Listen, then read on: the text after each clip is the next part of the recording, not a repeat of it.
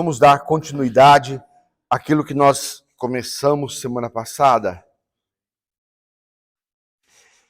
É preciso que nós entendamos que existe só um mundo espiritual, não tem dois. E a eternidade, ela faz parte da nossa vida. Nós somos homens, e as mulheres também, que nasceram com a eternidade. E você escolhe de que lado você vai passar a sua vida eterna. Se você vai passar com Deus, ou se você vai passar com os demônios. É uma escolha. Então, na semana passada, nós falamos da influência espiritual na nossa vida. Da influência espiritual nos negócios, da influência espiritual na vida doméstica, da influência espiritual na escola, em tudo que nós fazemos. Em todos os aspectos da vida, há uma influência espiritual e nós precisamos estar conscientes disso, sabendo a verdade. E não só sabendo a verdade, como tendo consciência de que isso é espiritual ou de que isso não é espiritual. Amém? Vamos ler nessa noite, vamos começar lendo Isaías 61. A palavra do Senhor diz: O Espírito do Senhor Deus está sobre mim, porque o Senhor me ungiu para pregar boas novas aos quebrantados, enviou-me a curar os quebrantados de coração, a proclamar libertação aos cativos e a pôr em liberdade os oprimidos. Cativos e oprimidos. Isso é o profeta Isaías muito antes. Irmãos, 1.500 anos, muitos anos antes de chegar Jesus Cristo, o profeta já estava profetizando sobre o chamado de Jesus Cristo. Essa é a estrutura da igreja. A igreja tem muita coisa. A igreja moderna tem muita programação, tem muita gente famosa. Mas deixa eu te falar uma coisa. Uma igreja não é igreja porque ela está cheia de gente. A igreja não é igreja porque tem um pastor famoso que fala bonito. Não é igreja porque tem luzes. Não é igreja por nenhuma dessas razões. A igreja é a igreja quando ela responde ao chamado de Deus. Jesus começou uma obra e nós somos os responsáveis por dar continuidade a esta obra. Por continuar fazendo o mesmo que ele fez. A priori, essa obra começa na minha vida, na sua vida. Porque não tem como você dar aquilo que você não tem. Como é que você dá o que você não tem? Nessa perspectiva.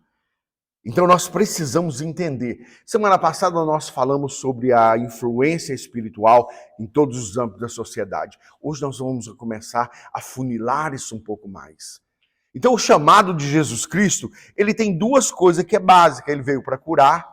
E quantos Jesus Cristo curou quando você lê os evangelhos de Mateus, Marcos e Lucas, João, você vê quanta cura Jesus Cristo fez. Quanta cura física. Mas ele curou muito cego.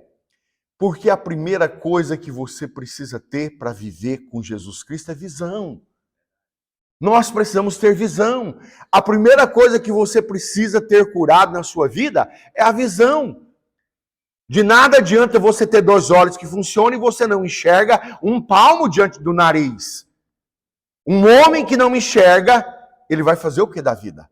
Ele vai fazer o que economicamente? Ele está fazendo o que da família dele? Para onde é que ele está levando os filhos dele? Então são coisas que nós... Por isso Jesus Cristo, ele curou tanto o cego. É preciso que a nossa cegueira espiritual seja curada. É preciso que nossos óculos sejam jogados fora também. Deus pode fazer isso sim. Mas é preciso entender bem estas coisas e buscar esse conhecimento com amor, com paixão por Jesus Cristo e entender a obra de Jesus Cristo. Tirando a cura física, Jesus Cristo, ele orou muito. Curou muitos endemoniados. E aqui tem 2 coisas que nós precisamos entender nessa noite antes de caminhar. Porque muitas vezes você sofre a consequência, você sabe que não está certo. O sujeito vai ficando velho de igreja, ele sabe que não está certo, ele sabe que alguma coisa não está bem, que alguma coisa está fora do caminho, mas você não sabe identificar. E o que vai mudar a sua vida, o que vai facilitar a sua vida, o que vai facilitar tudo que você faz é conhecer a palavra e saber como aplicar a palavra em prática. Você conhece da sua profissão, cada um de vocês tem uma profissão, você conhece da sua profissão, mas o conhecer em si, ele não resolve o seu problema. Você só vai receber um cheque a partir do momento que você coloca o seu conhecimento em prática. Muito conhecimento, muita habilidade, progresso, sucesso financeiro. E o contrário é uma verdade também. No mundo espiritual, da mesma coisa. Então nós precisamos entender do que é a igreja, do que é a obra de Jesus Cristo. Porque existe uma população que tem uma experiência religiosa. Eles vêm à igreja, eles cumprem com o protocolo religioso, mas ele continua vivendo em pecado. Ele continua tendo um casamento destruído, os filhos dele continuam tortos, a vida continua torta, ele continua tendo uma vida fracassada. E deixa eu lhe dizer uma coisa nessa noite, Jesus Cristo se manifestou para que nós tivéssemos vida e vida em abundância. Não é qualquer vida. Eu não posso fazer e dizer que Jesus não faz, porque eu estou fazendo errado. O evangelho é como receita de bolo.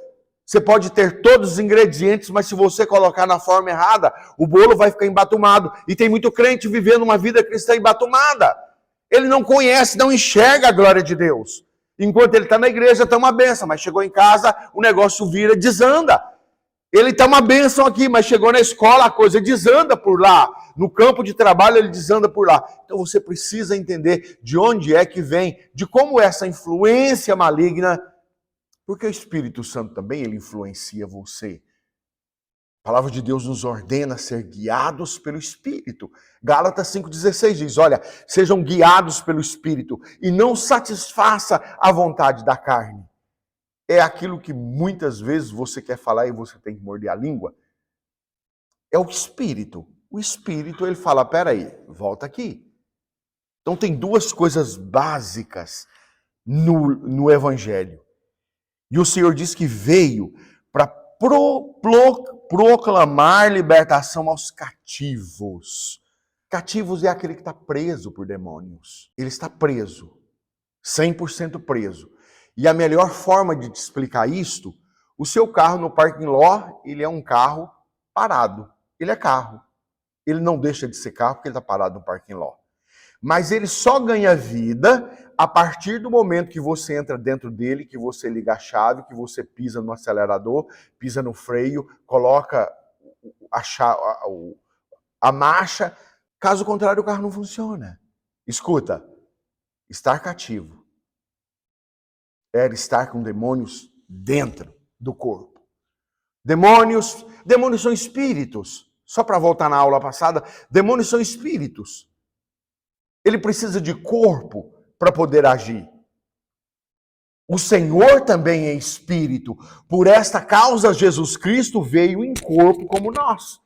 Porque o Senhor, ao fazer a terra, ele deu a terra aos homens. Então, um espírito sem corpo para agir, ele não é legítimo aqui na terra. Existem pessoas possessas de espírito maligno. O espírito toma conta.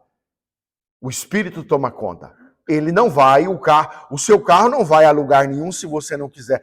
Pastor, a polícia me parou, eu estava fora do speed. O pezinho que estava no acelerador era o seu. O controle era o seu. O que está cativo, ele está debaixo de controle satânico 100%. Ele vai dando brecha, ele vai dando brecha, ele vai dando brecha, ele vai fazendo coisa errada, ele vai cometendo pecado, o pecado vira um estilo de vida, daqui a pouco demônios têm o direito, têm a legalidade de tomar posse do corpo dele. É por isso que às vezes você vê alguns caindo por aqui. Cai, baixou aqui, vai cair. Normal, o poder do Senhor está aqui. Então essa é a primeira função.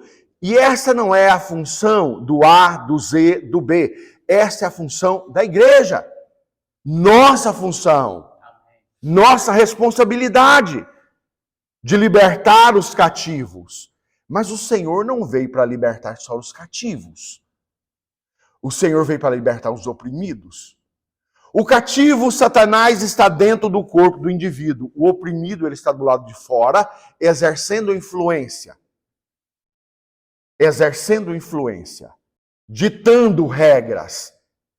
É por isso que, às vezes, no dia a dia, e não se iluda, dentro da igreja você vê isso sim, horrorosamente falar uma coisa dessa, mas dentro da igreja você vê isso sim. Mas o que aconteceu com o irmão? Ele me deu um coice, pastor.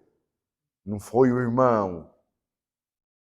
Pessoas que estão murmurando o tempo todo. Pessoas que estão debaixo de influência maligna. Irmãos, deixa eu lhe dizer uma coisa. Tudo aquilo que sai da sua boca, se não estiver de acordo com a Bíblia, e eu sei que todo mundo tem momentos de raiva. Todo mundo tem, isso é natural. Mas a Bíblia nos ensina que nós não devemos deixar o sol se pôr sobre a nossa ira. Eu estou nervoso, tudo bem, mas eu vou me acalmar, eu vou tomar o controle, e eu vou botar pingo nos i, tudo bem. E a vida que segue. Mas pessoas que não conseguem controlar, pessoas que continuam, eu ouço sempre isto, principalmente aconselhando casais. Pastor, eu não queria fazer isso. Pastor, eu não queria mexer com pornografia, eu não queria mexer com masturbação. Eu sou casado. O sujeito fica bom durante 1 mês, 2 meses, 3 meses, e ele cai, ele volta a fazer o mesmo pecado. Pessoas que mexem com droga, aguenta firme 1 mês, 2 meses, 3 meses e bomba. Cai de novo. Opressão maligna. Então são 2 tipos de influência. E eu vou te falar uma coisa. Todo oprimido, se não tomar conta, se não orar, e daqui a pouco você vai entender melhor, se nós não orarmos, ele vai ser possesso. Porque ele vai dando brecha, ele vai dando lugar para Satanás. E tudo que Satanás quer é um corpo. Porque para agir aqui na Terra, ele precisa de um corpo. Então são 2 aspectos diferentes. Semana passada nós aprendemos a influência global do mundo espiritual. Hoje nós estamos começando a funilar. Esse é o papel da igreja, irmãos. O papel da igreja não é fazer festa. Pode fazer, não tem problema. Mas o papel da igreja não é fazer festa. Não é fazer evento para que você vista uma roupa bonita. Não. Trazer gente famosa para te alegrar, para te agradar. Não.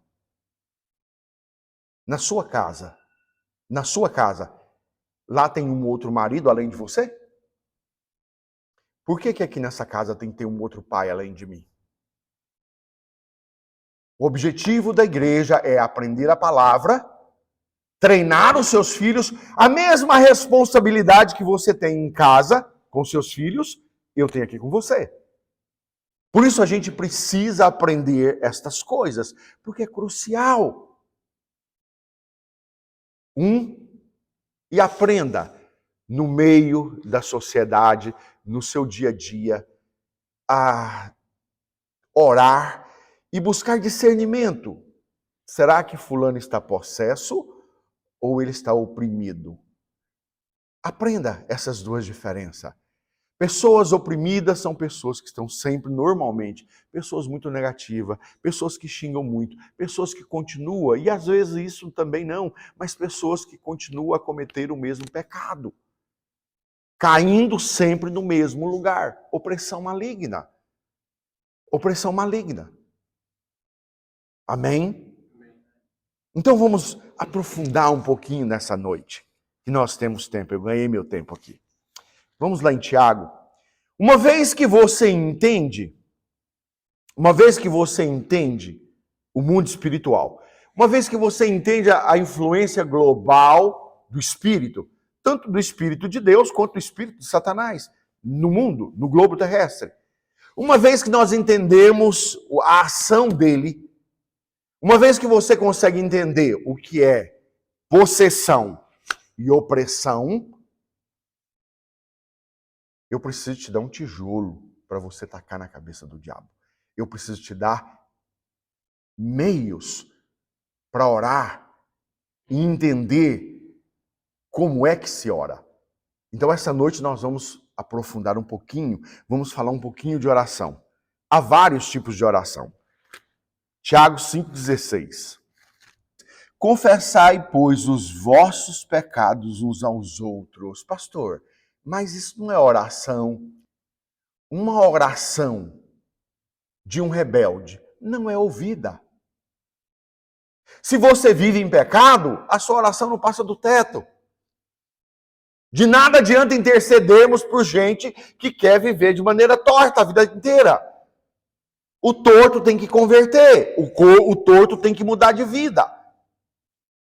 Confessai os vossos pecados, porque você está trazendo a público, para a terra, para você ganhar absolvição aqui, agora, right now. Claro, seja sábio. Não vai contar seu pecado para a turma do Flamengo. Mas procura um irmão mais velho, uma pessoa idônea, e não esconda. Lá para a semana que vem você vai entender que o pecado, além de trazer demônios para a sua vida, ele te derrota em todos os aspectos da sua vida. Pecados não confessados traz derrota para todas as áreas da sua vida, inclusive para a vida financeira. Não é o nosso assunto de hoje. Confessai, pois, os vossos pecados uns aos outros, e orai uns pelos outros, para serdes curados. Mas eu tenho vergonha. Como se... Por isso essa reunião de homem é tão preciosa. Irmãos, homem é tudo igual. Não existe privacidade entre homem. Homem é tudo igual. Homem é tudo igual. Então não existe isto. Tem a liberdade de falar, de abrir seu coração. O que você não pode é continuar vivendo errado. O que você não pode é continuar vivendo no pecado. O que você não pode é continuar vivendo e fazendo pouco do sangue de Jesus Cristo, que morreu na cruz do Calvário, para que você tivesse vida com abundância. É isso que você não pode. Então não deixa nada parado no seu coração. Procura alguém e conversa. Amém?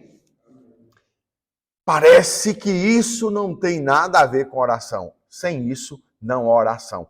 Por isso, Paulo escreveu no mesmo texto: confessai, pois, os vossos pecados uns aos outros, e orai uns pelos outros para serdes curados. Demônios produz doença no seu corpo, no corpo de qualquer um.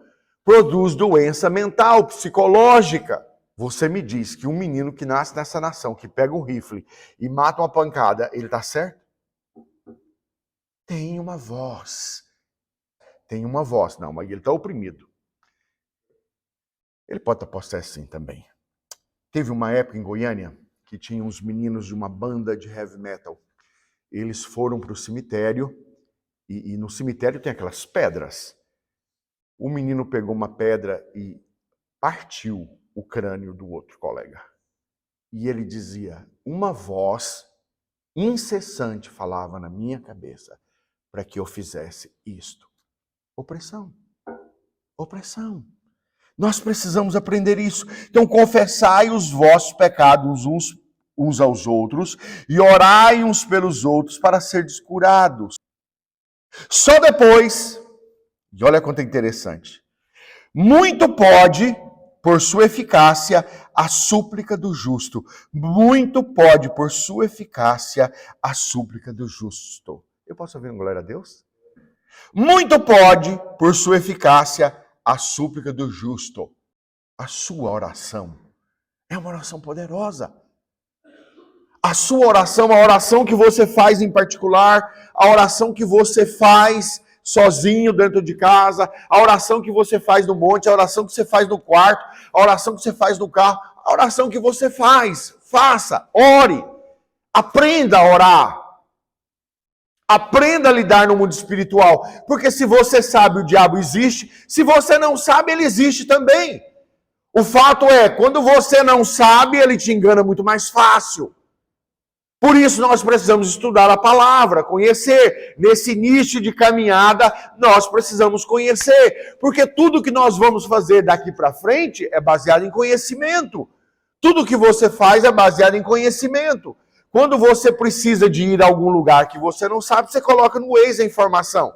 E ele te dá direitinho, ele te dá até bicho morto parado na estrada. O conhecimento é fundamental para tudo que se faz. O conhecimento é fundamental para que nós possamos, como homens de Deus, fazer alguma coisa significante no meio dessa sociedade. Se o Senhor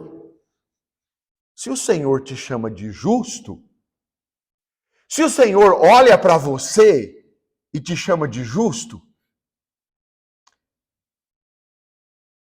qual é o valor da opinião pública sobre você, sobre a sua pessoa? Sobre a sua aparência? Sobre o que você é ou deixa de ser? O Senhor olha para nós e nos chama de justo, porque o sangue de Jesus Cristo, nós não somos perfeitos, entenda bem.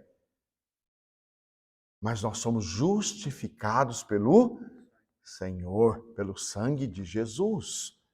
E se o Senhor diz que nós somos, é preciso que você, na sua caminhada, você não tenha medo de ser, porque quando você tem medo, o medo é uma enfermidade psicológica. Quando você tem medo de ser o que é, quando você tem medo de se expressar, quando você tem medo de existir, de fazer o que você foi chamado para fazer, a sociedade está perdendo. Essa igreja está perdendo alguém porque ele está com medo. Ah, eu estou com vergonha.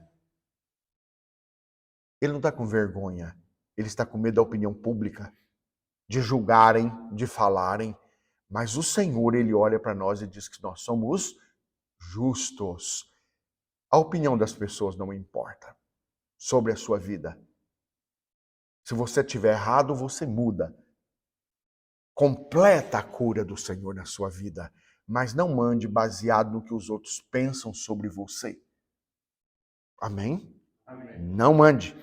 Confessai, pois, os vossos pecados uns pelos outros e orai uns pelos outros para serdes curados. Muito pode, diga comigo, muito pode, por sua eficácia, a súplica do justo. Olhe para mim, não é murmuração, não é reclamação, é súplica.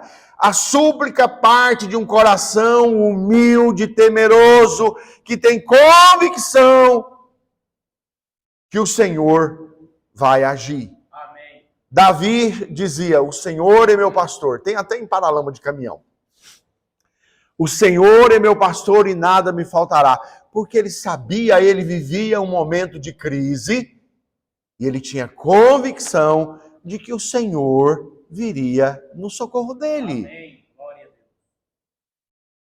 Isso é súplica. Eu vou diante de Deus, claro. Muitas vezes a gente suplica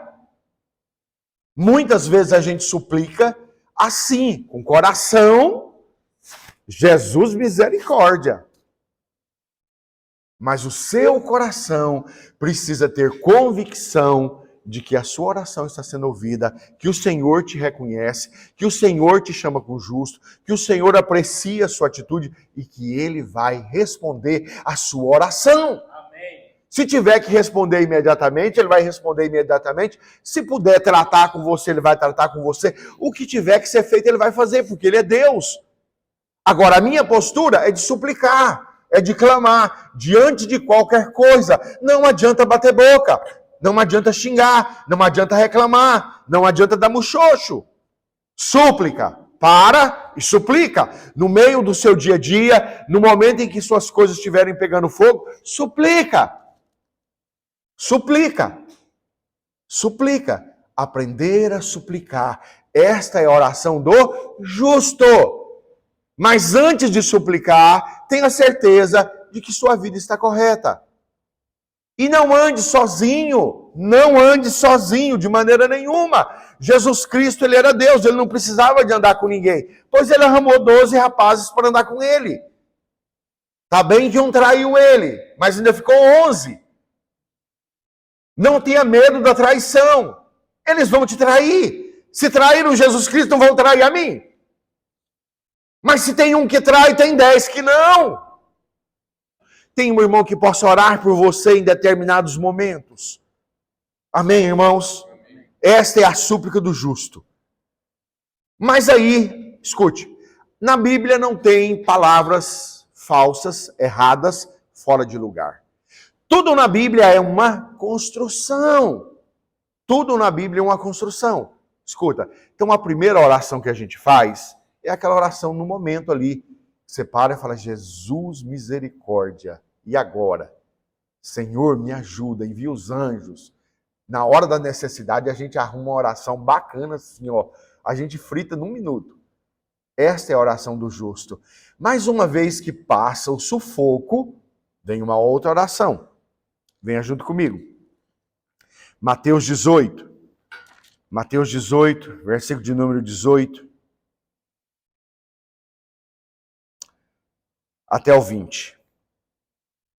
Em verdade eu vos digo que tudo que ligardes na terra terá sido ligado lá no céu, e tudo que desligardes na terra será desligado lá no céu.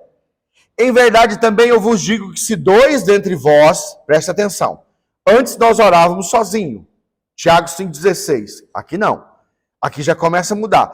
Em verdade eu vos digo que tudo que ligardes na terra será ligado no céu, e tudo que desligardes na terra terá sido desligado lá no céu.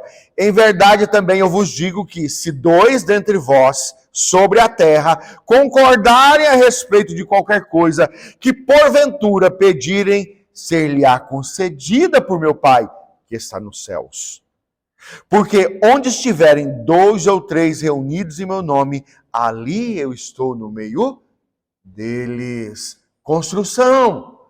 Então nessa noite nós estamos colocando mais um tijolo acima do primeiro.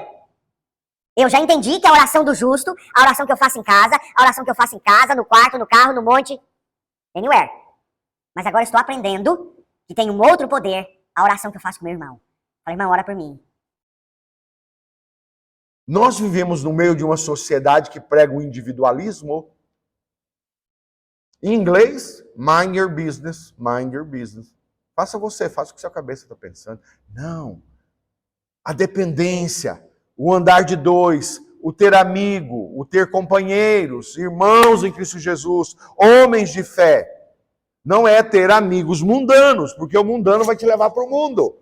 A palavra de Deus diz em Salmo 1:1 que bem-aventurado o varão que não se senta na roda dos escarnecedores. Quando eu digo ter um parceiro crente, homem de Deus, que vai orar com você, que vai repreender Satanás junto com você, que vai lutar junto com você. E alguém que possa ouvir e entender de preferência. É preciso que nós tenhamos um irmão de igreja. Pastor, vão me trair? Vai não, meu irmão. Não vai não. Não vai não, não vai não. 1% é joio, 1% é trigo. Jesus tinha 12, só tinha um Judas. O resto era homem de verdade, crente, que estava com ele. João, Tiago, Pedro, pessoas que estavam ali andando junto com ele. Nós precisamos disso, irmãos. Nós precisamos parar e conversar conversa santa. Porque isso tem um poder. A Bíblia não escreveria, Deus não colocaria isso na Bíblia se isso não fosse algo crucial. E seja o que for. Não é só pecado. Nós não só pecamos. Nós temos dúvidas financeiras, dúvidas comerciais. Nós temos dúvidas. E é muito saudável quando eu tenho uma dúvida. Quando eu tenho uma necessidade, eu pego o telefone e ligo para algum de vocês. Falo, filho, eu não estou preocupado com a minha reputação de pai. Porque eu sei para quem eu estou ligando, vai me atender e vai me responder com amor e carinho. Pronto. E eu já pego a informação que ele me deu e chispo, movo, vou saculejar o meu mundo. Porque tem coisas, uma simples informação, uma simples situação te prende. E você fica preso nela o resto da vida. E a vida vai passando. E eu vou te dizer uma coisa séria. Chega um dia na sua vida que não dá para você criar desculpa. Porque a própria vida exige de você solução, saída. Tem gente que gasta um esforço, que faz um esforço gigantesco, procurando justificar. Procurando arrumar uma desculpa. Não arrume desculpa. O que vai mudar a sua vida é solução. O que vai mudar a sua vida é saída. Então a gente tem que ser sábio. E se você quer sabedoria, peça a Deus, diante de todas as coisas. Então aí nós já temos 2 pontos. Uma oração que eu faço em casa, no aperto. Mas aí eu tenho uma outra oração que eu faço com o irmão. A oração que nós fazemos aqui. E eu espero que esse nível de oração aprofunde, que o nosso relacionamento amadureça. Nós precisamos de intimidade. O homem de Deus, a mulher de Deus, e nós precisamos, a igreja do Senhor precisa. E aquele que é torto, que é Judas, que é joio, que tem, irmãos, que tem, não se escandalize, tem, isso é normal. Não é certo, mas é normal. O próprio Senhor disse que, olha, onde estiver o trigo, tem o joio, mas que não seja você o joio. Semana passada falamos disso, no domingo, que não seja você o joio, que você produza. E a primeira coisa que nós precisamos para produzir é ter companheiros. Companheiros de profissão, companheiros da igreja, companheiros, amigos. Isso vai ajudar você a se tornar um ser humano mais produtivo. Porque o mundo moderno, ele é corporativo. O mundo moderno é corporativo. Uma das melhores sacadas do mercado financeiro é franquia. Você vende a ideia e o sujeito paga o produto. Você consegue imaginar quanto custa uma franquia do McDonald's? Uma franquia do Burger King? Uma franquia do Dunkin' Donuts, do Starbucks? Vale milhões. Um sujeito que teve uma ideia. E se você parar e olhar para o produto não é um espetáculo. É um produto bom, padronizado. Escuta, para você crescer, e eu sei que vocês são homens prósperos, mas para você crescer profissionalmente, para você crescer como empresário, a sua mente tem que mudar. Você tem que aprender a lidar com pessoas. Você tem que aprender a lidar com seus funcionários, você vai ter que aprender a lidar com seus contractors, você vai ter que aprender a lidar com o fornecedor, você vai ter que aprender a lidar. Você, para crescer, precisa mudar. Precisa aprender a usar parceiros. A parceria, ela tem um fator muito importante. O parceiro de oração, então, é crucial. E isso é algo satânico, isso é algo do diabo, que leva você a viver uma vida independente. E não é porque você é independente que você tem sucesso na vida. Às vezes não. Amém? Porque Deus escreveu. Porque Deus é Deus, irmãos. Porque Deus é Pai. Ele quer o seu bem. Ele quer que nós cresçamos. Ele quer que nós escrevamos uma história nesse lugar. Ele quer, Ele tem isso para nós. Eu tenho experiência nisso. O Senhor quer fazer. Aprenda, aprenda. Não tem como você crescer se você não aprende a viver na parceria. Se você não aprende a orar, se você não aprende a delegar, se você não aprende a cobrar resultado, se você não faz... se você não consegue colocar na balança o que é ganho e o que é despesa. Tudo isso faz parte de parcerias. E se for necessário ajustar, eu faço aqui, eu vou ali e ajusto. Eu falo com um, falo com o outro, eu não falo com vocês. Isso é ajustar. Eu não estou gritando, não estou brigando. Se for preciso de abraçar e dar uma enforcada, a gente abraça, enforca, tudo bem. Mas normalmente a coisa flui de maneira normal. E o resultado final, que é a igreja, tudo funciona muito bem. Amém? Isso é parceria, isso é de Deus. E o Senhor nos manda ter parceiros de oração. Isso é fundamental. Se vocês concordarem, se nós concordamos, escuta, essa é a nossa reunião de número 7, 8, não sei. Quanta coisa já aconteceu aqui? As coisas estão fluindo, as coisas estão acontecendo. Por quê? Porque nós estamos orando juntos. Coisa simples.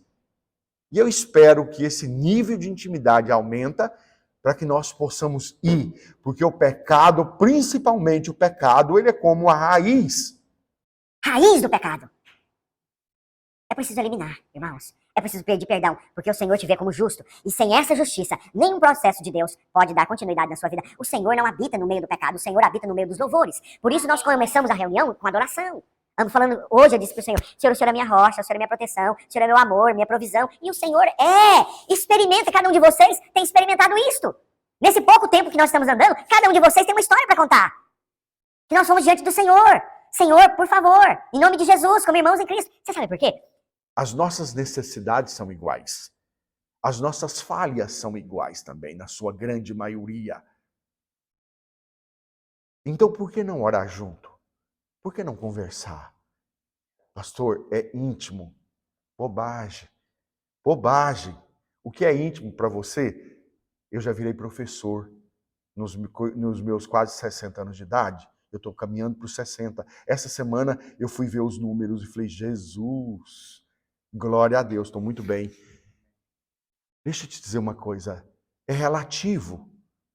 Por isso que nós precisamos ter parceiros. Não ter parceiros de oração, não orar em conjunto, não estarmos juntos, não termos comunhão, não dividirmos as cargas, é um erro gigantesco. E a chance de algo der pior é muito maior.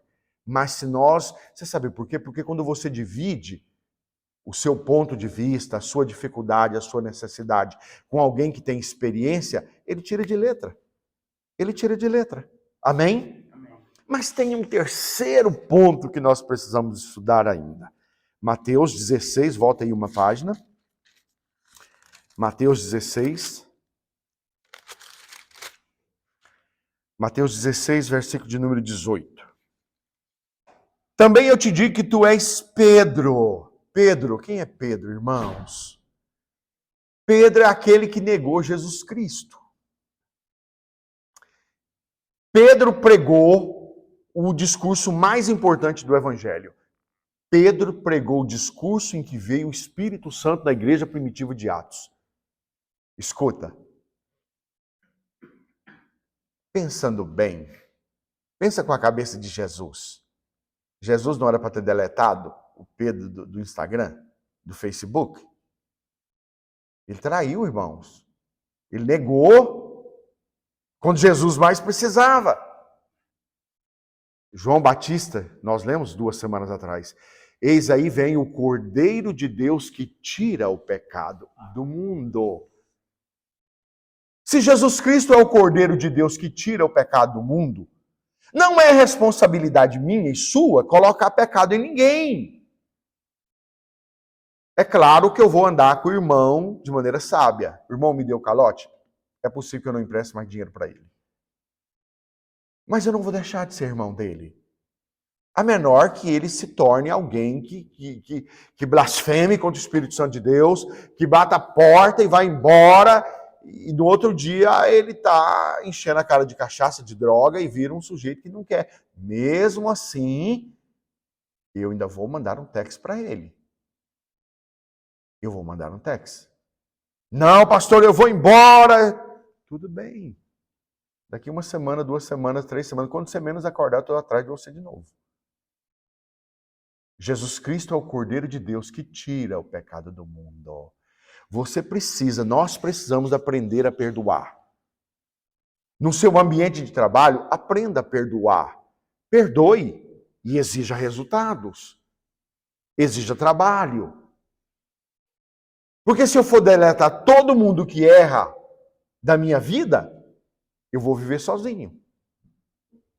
Jesus Cristo não deletou Pedro. Jesus Cristo não tirou Pedro do Instagram dele.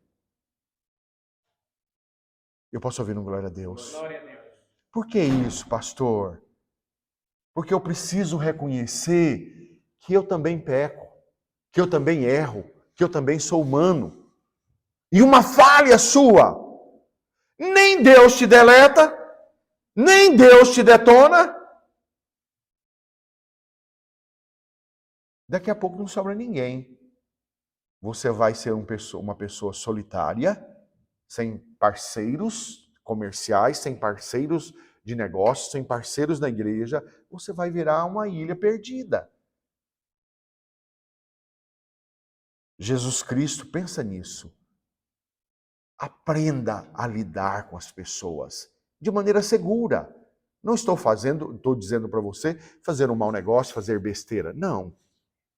Mas eu tenho que andar com as pessoas de maneira segura, sabendo que elas têm o direito de errar, porque eu também erro. Eu também tenho falha. Eu posso ouvir no glória a Deus? Glória a Deus. Isso é profundo, irmãos. Também eu te digo que tu és Pedro, e sobre esta pedra, pedra angular que é Jesus, edificarei a minha igreja. Sobre esta verdade, Pedro foi o primeiro a pregar. E aí ele diz, o próprio Jesus disse, e as portas do inferno não prevalecerão contra ela, contra a igreja, contra o que é coletivo. Quando nós oramos e determinamos uma coisa, você vai ver daqui um mês, um ano, quanta coisa nós já fizemos. Porque nós estamos concordando com algumas orações que nós fazemos aqui, que nós ligamos aqui na terra. Então veja, como é uma construção. O evangelho é uma construção. Jesus disse, eu sou a estrada, eu sou a porta, eu sou o caminho, não tem outro. Por isso que a construção das nossas vidas, seja a sua construção emocional, a sua vida doméstica, o conviver com seus filhos, seja o conviver com seus funcionários, com seus sócios, seja lá o que você estiver fazendo, é preciso estar baseado no Evangelho. Primeiro eu oro sozinho, talvez na hora do aperto, na hora do socorro, você ora. Essa é a primeira oração. Mas depois eu divido com os irmãos. Oração de 2. Mas aí nós oramos como igreja. E a palavra do Senhor diz que as portas do inferno não prevalecem contra a igreja. Amém. Glória a Deus. Quer um exemplo fácil para você entender? A concorrência do mercado financeiro, ela é santa? Ela é honesta? Ela é pura? Me responde, vocês que estão no mercado financeiro de construção. É puro? É santo? É honesto? Se não é puro, se não é santo, se não é honesto, é possível que alguns dos seus concorrentes estejam usando de táticas sujas, diabólicas. Então, por que não orar? E você já viu que todas as vezes que nós oramos aqui, nós temos vitória? Aqui e acolá a gente perde uma, mas normalmente entre 5 nós ganhamos 4. Porque as portas do inferno não prevalecem contra a igreja. Quando estiver um ou mais reunido no meu nome, ali eu estaria. Aqui nós somos mais de 3, mais de 4, mais de 5, mais de 10. Então a presença do Senhor está aqui. Então eu não preciso sentir. Eu não preciso sentir. Eu preciso crer. Preciso ter fé. Fé é a certeza do que eu não vejo, mas eu sei. Por isso que nós precisamos desenvolver aqui dentro entre nós, no dia a dia, nós precisamos desenvolver e tornar esta reunião melhor. Porque quanto melhor, quanto mais eficiente, quanto mais nós orarmos por tudo aqui dentro das quartas-feiras, maior o milagre de Deus nas nossas vidas. Amém? Vamos ficar em pé, vamos terminar? Semana que vem eu volto e a gente aprofunda mais nisso. Coloca a mão no seu coração. Pai, em nome de Jesus,